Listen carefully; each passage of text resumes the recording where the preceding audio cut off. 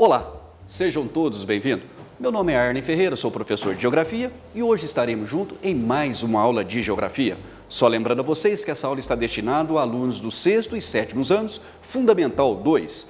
Também alunos do 1º, 2º, 3º e 4º período da Educação de Jovens e Adultos, do 2º segmento, da EJA. Hoje vamos tratar um assunto muito interessante, que nós vamos falar sobre a questão do processo de desigualdade social e, sobretudo, da questão da informalidade, ou seja, dos desempregados, também dos empregados. Vamos analisar algumas questões, tá bom? Primeira questão, só mudando aqui. Bom, enfatizando a questão da formalidade, do trabalho formal e do trabalho informal. Evidentemente que trabalho, na realidade, é qualquer atividade que tem produto final, arrecadação, ou seja, a fecundação de dinheiro. Seja um trabalho no campo, seja um trabalho na cidade, seja um trabalho primário, seja um trabalho tecnológico. Na imagem aqui nós temos uma característica, bem peculiar. Na realidade, mulheres trabalhando no campo, na lavoura de alface, e pessoas trabalhando na cidade, num escritório, num processo tecnológico. O que eu quero dizer para vocês é que trabalho, sendo ele na legalidade lícita, ele é pertinente. É qualquer tipo de atividade que tem como produto final o exercimento de dinheiro. Tá bom? Próximo slide aqui. Quando a gente fala na questão da formalidade, do trabalho em si, é preciso lembrar alguns dados. O IBGE, que é o Instituto Brasileiro de Geografia e Estatística, tem um indicador que é a PEA, que nada mais é do que a população economicamente ativa. Que população é essa? São as pessoas no território brasileiro, os trabalhadores que têm a carteira assinada, aqueles que trabalham formalmente, que contribuem com o INSS. Consegue compreender essa questão? Então, na realidade, população economicamente ativa são aquelas pessoas que têm carteira assinada. São aquelas pessoas catalogadas pelo governo federal, tá certo? E também temos a população economicamente inativa, que é aquelas que caem na realidade nas pessoas que estão desempregadas, seja trabalhadora doméstica, seja qualquer outra pessoa em qualquer nível econômico, tá certo? Vamos só trabalhar alguns dados aqui muito interessantes e pertinentes para os nossos alunos, sobretudo dos 6º e 7º anos e da EJA, que é a questão de 63% da população brasileira hoje é formalizada. Evidentemente que esse é um dado de 2017, nós estamos em 2020, com a questão da pandemia, e isso diminuiu. Mas o que eu quero dizer para vocês é que o dado do IBGE diz que 63% da população, 63,5% da população brasileira trabalham na formalidade, ou seja, tem carteira assinada. Então, esse é um dado, tá certo? E muito interessante em relação a isso é que 20% dessa população que tem carteira assinada trabalha no setor primário, ou seja, trabalha na lavoura. A gente vai ver isso com mais exatidão nos próximos slides, 21% dessa população trabalha no setor secundário, também a gente vai ver o que é esse setor secundário, e o restante 59% da população trabalha no setor terciário, que é o setor da indústria e comércio, que é o setor do varejo, do shopping center, das escolas, das universidades, das lojinhas, esse setor onde nós vendemos o nosso produto, chamamos de setor terciário. Tá certo? Mas por que 59% da população brasileira trabalha no setor terciário, esse setor do produto final? É claro que existe uma série de condicionantes que vá justificar essa questão. Uma delas foi a tecnologia no campo, ou seja, houve uma expulsão do homem do campo, o êxodo rural, o homem teve que migrar para a cidade. Setor secundário, também as indústrias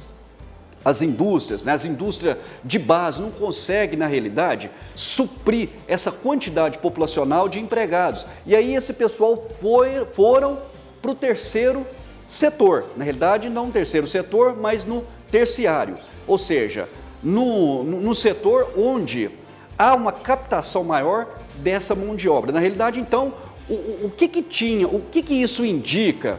Olha, evidentemente que uma pessoa que não tem uma qualificação de mão de obra ou uma educação formalizada, vá sempre para o terceiro setor, que é o setor das lojinhas, que é o setor da oficina, que é o setor dos serviços, mas que tem uma ação direta com o consumidor. Nós vamos compreender isso mais adiante. Olha, só para a gente ilustrar, quando eu falo na questão do primeiro, do setor primário, secundário e terciário, é preciso só levar essa compreensão para os nossos alunos. Bom, o que é o setor primário? Setor primário, vamos colocar aqui um sistema bem simples de entendimento. Imagine o seguinte, uma cadeira de ferro, não é? Mas da onde que vem essa cadeira? Nosso aluno tem a compreensão, evidentemente, que ela vem do minério de ferro, de um mineral, que em determinada jazida tem esse mineral. O Brasil é um dos maiores exportadores de minério de ferro do mundo, não é? É um país onde a sua geologia favorece a questão do minério de ferro. O que é o setor primário? O setor primário é a indústria que capta esse minério e transforma ele em matéria-prima. O setor primário é o cara na agricultura, o setor familiar, é quem mexe com a agricultura, com plantio de soja, de milho, de cana-de-açúcar, esse é o setor primário. Dentre outras atividades, o que eu quero que vocês imaginem nesse momento é que o setor primário é aquele setor de base, é aquele setor inicial, tá certo? Vamos aqui para o setor secundário, para a compreensão do nosso aluno. Olha, o setor secundário da economia corresponde ao estágio em que a matéria-prima é transformada em produto industrializado. Olha que interessante, o setor primário, eles captam esse ferro, faz a captação desse ferro, não é? Transforma ele como matéria de base, e o setor secundário, na realidade, transforma esse minério de ferro em produto, tá certo? Então, o setor primário pega esse ferro e o setor secundário vai transformar esse ferro numa cadeira, num automóvel, qualquer outra coisa do tipo, tá certo? Esse é o setor secundário. Na realidade, é o setor de transformação, certo? E agora o setor secundário é o que capta mais de 60% da mão de obra dos trabalhadores brasileiros. Isso é no mundo inteiro, também o mundo evoluiu para o setor terciário, que é o setor que mais gera emprego, não é? O que é o setor terciário? Observa, é o setor do comércio em geral, da venda de benefícios como educação, saúde, segurança. Quando você vai numa lojinha, quando você vai no shopping, quando você vai em qualquer lugar que o comércio tem essa relação direta com o consumidor, esse é o setor terciário. Basicamente, nós aqui na cidade trabalham basicamente no setor terciário, né? Nesse setor do comércio, né? Por exemplo, eu na área de educação, eu trabalho no setor terciário. O motorista trabalha no setor terciário e daí por diante. Só para a gente fazer essa definição de primeiro, segundo e terceiro, ou seja, primário, secundário e terciário, tá certo? Vamos para o nosso próximo slide aqui, é só fazendo a referência desse material que eu acabei de utilizar, não é? Que é o material que se encontra na internet, mas a gente, por obrigação e por ética, precisa de colocar da onde nós tiramos esse material. Subsequente, um dado muito interessante quando a gente nos relacionamos à questão do emprego, não é? Nosso aluno entender que há um momento onde a margem de emprego sobe, onde a margem de emprego diminui, isso está vinculado à questão econômica, não é? Um momento isso está num boom, numa explosão, e outro momento isso está encolhido, que é o que está acontecendo hoje até por conta do coronavírus, né? Que é esse momento que nós estamos passando. Vamos aqui entender um pouquinho. Esse é um dado retirado no site do governo federal que mostra o crescimento de emprego de 2002 a 2016. Então imagine o seguinte, em 2002 nós tínhamos 22,8 milhões de pessoas formalizadas, ou seja, 22,8 milhões de pessoas com carteira assinada, não é? Isso foi crescendo, não é? Até chegar em 2013 com 40,8 milhões de empregados com carteira assinada, porque agora mesmo a gente vai falar da questão da informalidade, que é aquele que trabalha, mas não tem carteira assinada, não é? E houve uma decrescente em 2015 e 2016. É claro que essa onda, né, essa vertente, ela sobe e desce por conta da questão econômica, um momento, um boom, não é? Por algum motivo a economia vai muito bem e depois também há um decréscimo. A economia mundial trafega nesse plano, tá certo?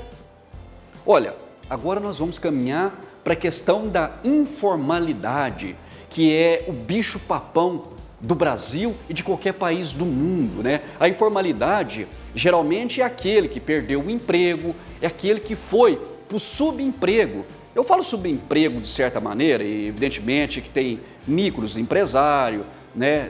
Várias pessoas que trabalham na informalidade, que é um bom emprego. Eu falo da questão do subemprego porque quando a gente fala da questão da informalidade, é preciso dizer que são basicamente aquelas pessoas que perderam o seu emprego formal. E aí ele teve que ganhar, se virar de certa maneira, compreendendo essa questão, certo? Então vamos aqui no primeiro item.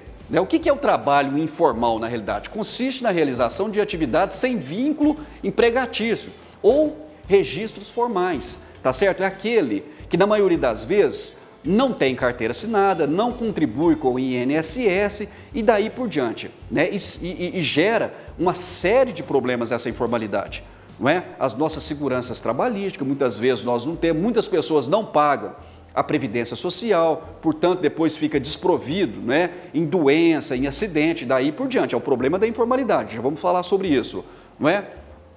As atividades informais no Brasil aumentaram muito nas últimas décadas. Agora, é claro que quanto mais a crise se agrava, tende a informalidade aumentar. Era muito interessante porque no tempo de faculdade eu lembro do professor falar uma seguinte questão: quando você chega numa cidade que tem muito camelô, que tem muita barraca, que tem muito muambeiro, muitas pessoas vendendo, significa que a economia daquela cidade é muito ruim. Significa que a economia daquela cidade está vinculada basicamente a essa informalidade, tem poucas indústrias. Porque o que faz aumentar essa informalidade é justamente esse decrescente na indústria, não é? Então, na realidade, não é um bom sinal isso para a economia.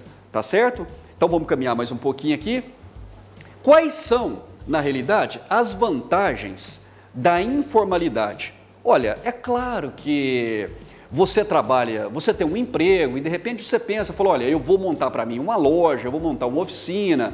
É claro que a partir desse momento você pode deslumbrar algo maior, se tornar um grande empresário. Evidentemente que a informalidade também é importante nisso. Tá certo? Vamos olhar aqui algumas vantagens e falar sobre um pouquinho de cada um deles. Primeiro, autonomia, não é? Quer dizer, você se tornar um empreendedor e é claro que essa autonomia, né, será de maneira diferente, não é? Você terá uma capacidade maior, uma autonomia mais apurada para trabalhar nesse sentido, não é? E tá até para pensar em outras coisas. Questão da liberdade para criar e produzir. É claro que quando nós temos essa liberdade para criar, produzir, desenvolver, isso está dentro da informalidade, está dentro de uma necessidade, não é? Até porque você tem que criar algo para sobreviver e te dá condições para produzir e se tornar um empresário nesse sentido, não é? É uma das vantagens da informalidade, tá certo? Depois a flexibilidade de horário, folga, férias, não é? É uma outra questão. Rendimentos rápidos e imediatos. Vamos supor que você é um garageiro, você vende carro, compra, não é? E aí você faz todas essas transações, ganha um dinheiro rápido ali, não fica dependendo daquele dinheiro, da formalidade mensal, aquele negócio todo, né? Mas também tem a questão da crise, né? Pode ser que a sua safra não aconteça da maneira que vinha acontecendo. Então também tem um problema por trás disso, você precisa analisar, tá certo?